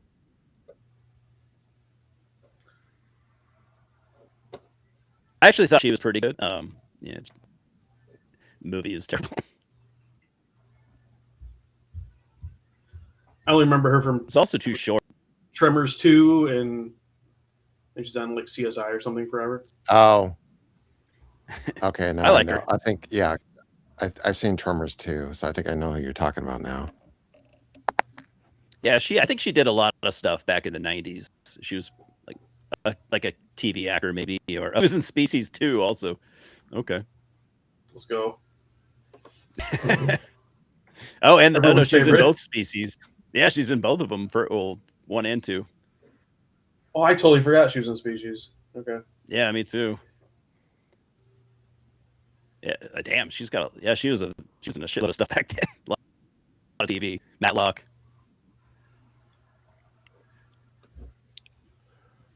Your audio is breaking up on my end, Eli. Oh,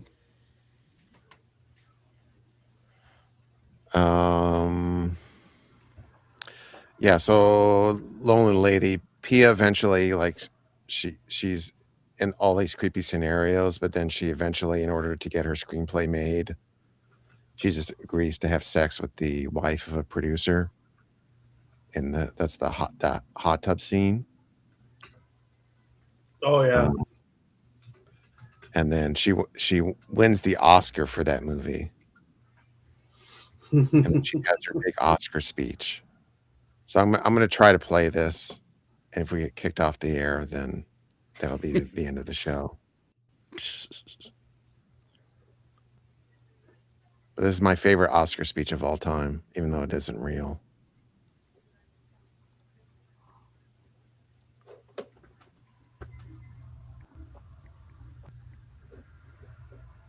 Took. But not all of them gave as much. Not all of them gave as much as they took. But that's no surprise. Because in this business, the price of success is very high, especially for a woman.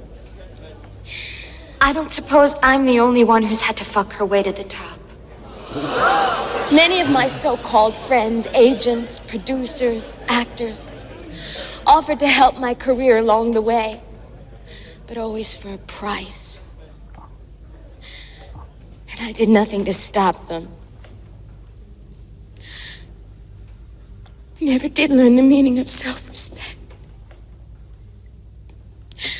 I'm sorry.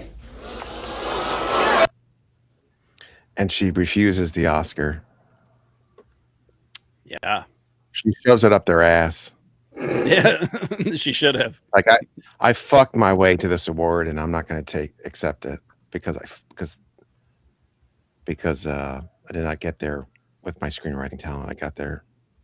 Yeah. I see what they're going for. It's good. Obviously, it's kind of cringe and actory, but I watch that and I'm like, I feel like I see shit like that all the time. Like, is she that? I might die on this hill. Is she that much worse than anyone else? Like, I don't think she is. She's not great. Yeah, No, I think it would have been like a normal soap opera-y melodrama if she just didn't go over the top at times with her line readings. Yeah. She should probably not have been allowed to do that, you know. But I think it's just one of those things where, it gets in the, some reviewers just say it's the worst movie ever, and then it gets in the press, and like people have, making fun of it. Like it becomes a trend of making fun of something, and then she became like the sort of big thing to make fun of in the early 80s. Like she was a joke. Mm-hmm. Which is why, like, again, like the Naked Gun thing, it doesn't make sense if she's not a laughing stock. Because that's the entire joke. Yeah, I remember seeing that, and I was like, "Who's that?" I had no context of who that was at the time when I saw it. Me either. Yeah, it's funnier now that you know. But yeah, I maybe like if you go read reviews of this movie at the time that came out at the time, it probably give you a better idea. They're just ragging on it and say she's the worst actress ever, and it's like an avalanche effect. When stuff like that happens, people just kind of dogpile on you. But yeah, you've seen that with like, in terms of I don't know, normie YouTube channels or news outlets where they just decide something is the worst thing ever. Yeah. I'm trying to think of like a recent example. The last big example I can think of is Nickelback.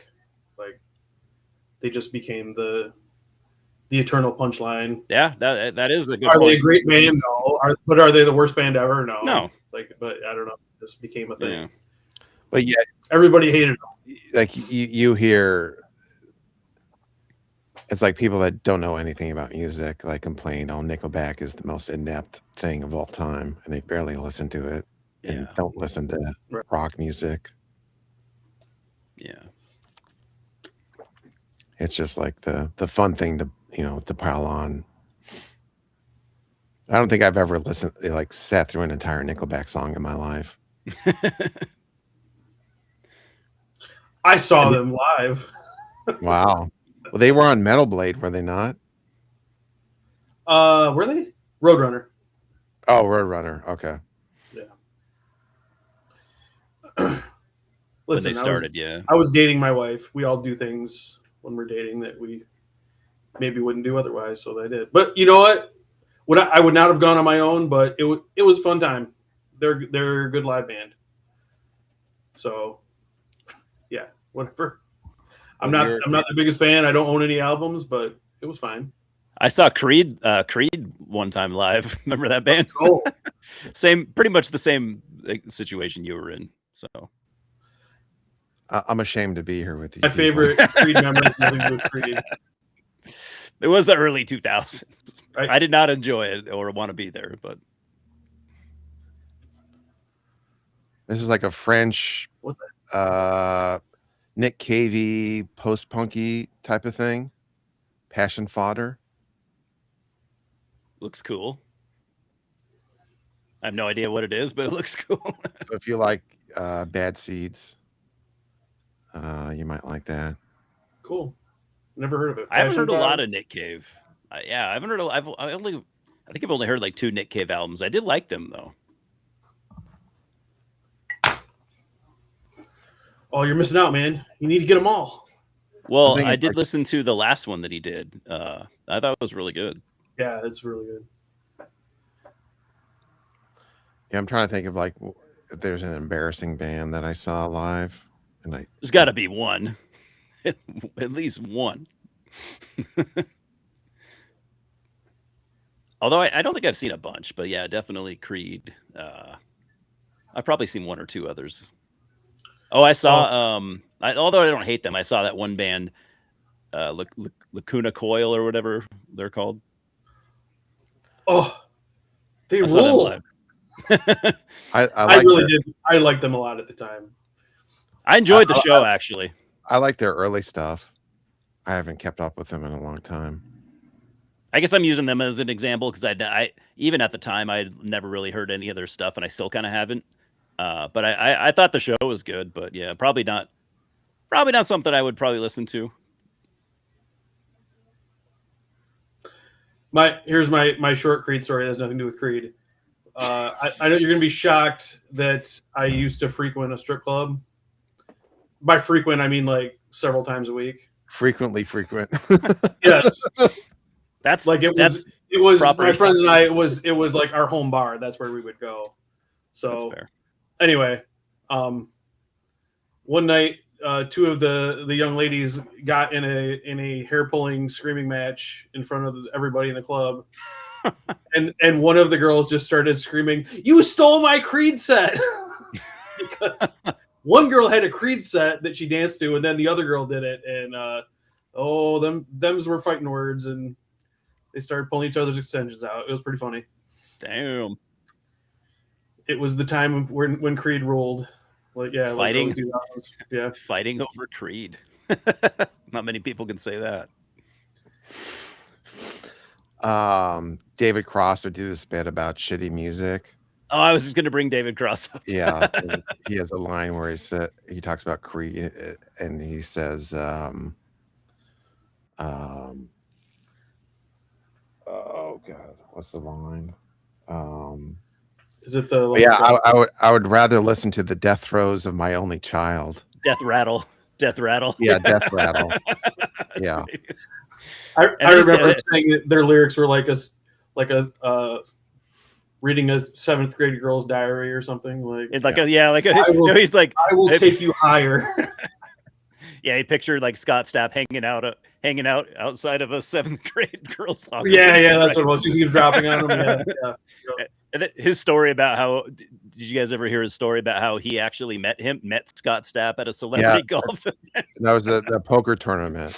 Or was it poker? Yeah. He had a poker tournament, and Scott Stapp was going to be there. Yeah. And he's like, oh, I'm sure he's never heard that bit. Yeah, he doesn't probably know who I am. Yeah. And then Scott Stapp was super pissed at him.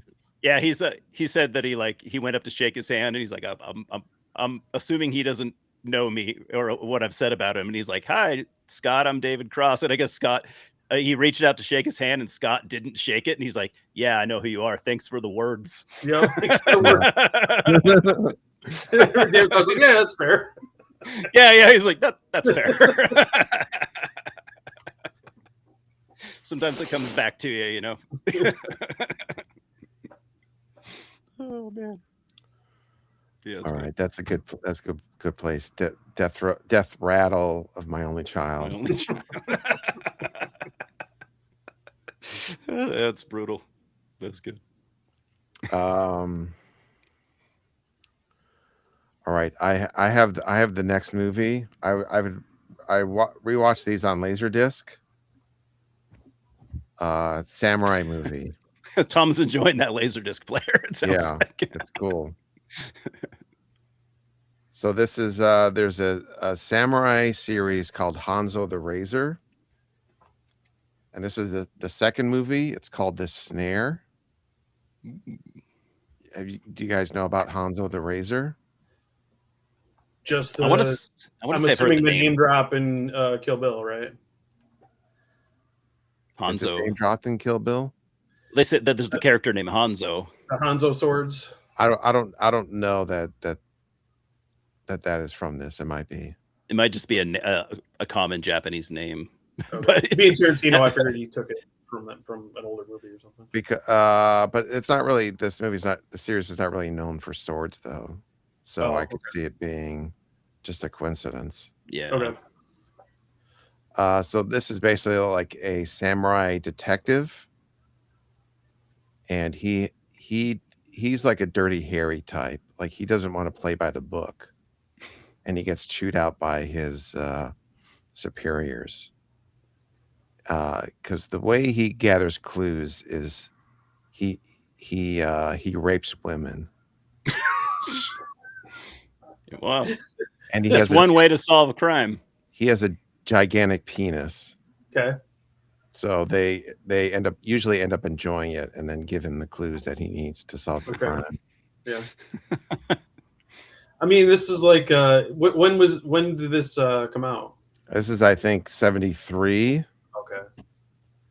So pre Rape Man. Yeah, 73. Interesting interrogation Similar, tactics. but Rape Man was more retribution. It wasn't to like get any clues. It was just when somebody had to find out their place. He wasn't doing it for good. Let's put it that way. Well, he was. Oh, but true. it wasn't like a detective thing. It was more like this lady deserves a scene too. Oh boy. Well, I'm excited. Yeah, so there's an awesome scene where a clan of ninjas comes attacks him at his house, and he has all these traps set up for that very occasion. You gotta have your house ninja proofed. Yeah. And it's pretty awesome. I know Scott's house is for sure, because Scott's no fool.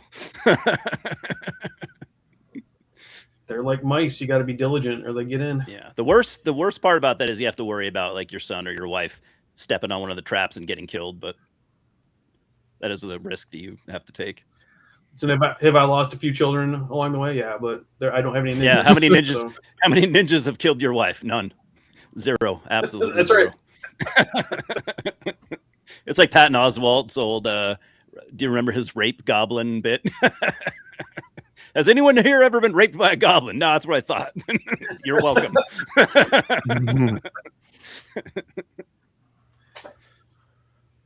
Yeah, so I have all three on Laserdisc, but to me, this is the best one. Is the second one.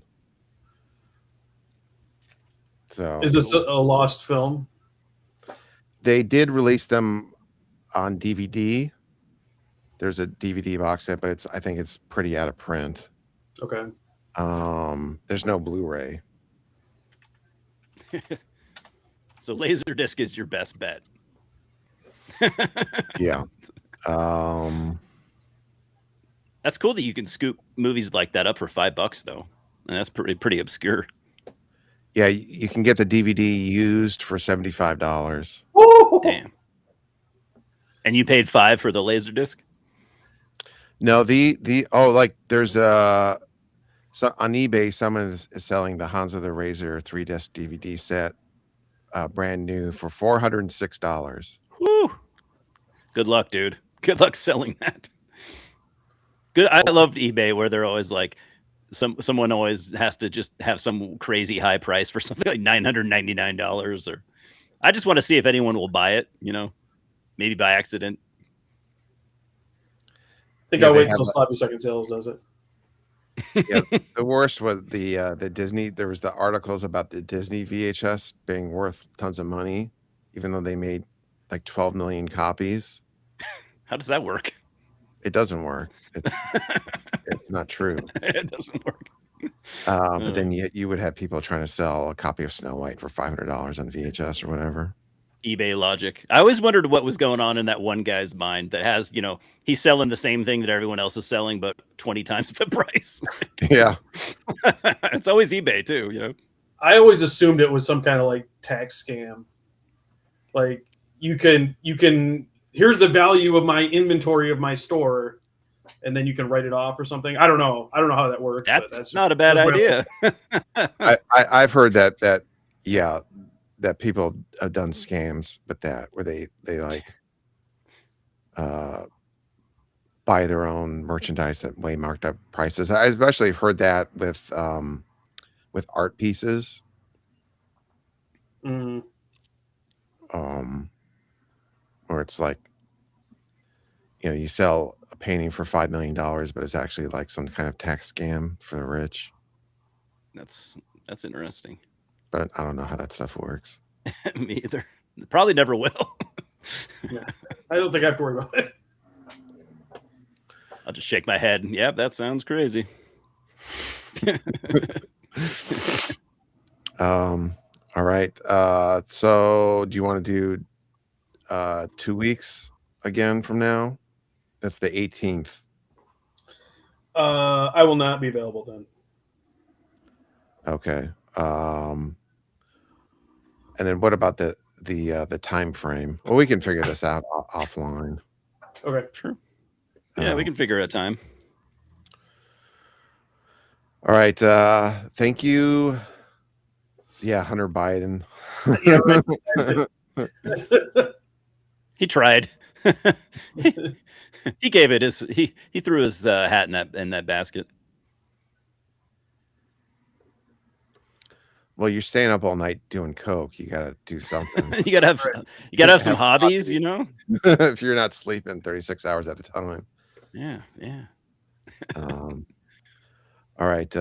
Thank you guys. Well, that'll be the next show is Hans with a Razor. We'll figure out the date and time and everything. And then I'll post on the community post. All right. Thank you guys. Thank you, Simon and James. Appreciate it. Have a lovely day. We still have the day. Yeah. To go out there and experience. Go live your life, whatever that means. Yeah, wander the streets. And then tell me how to live life so I can understand. All right. Have a good one.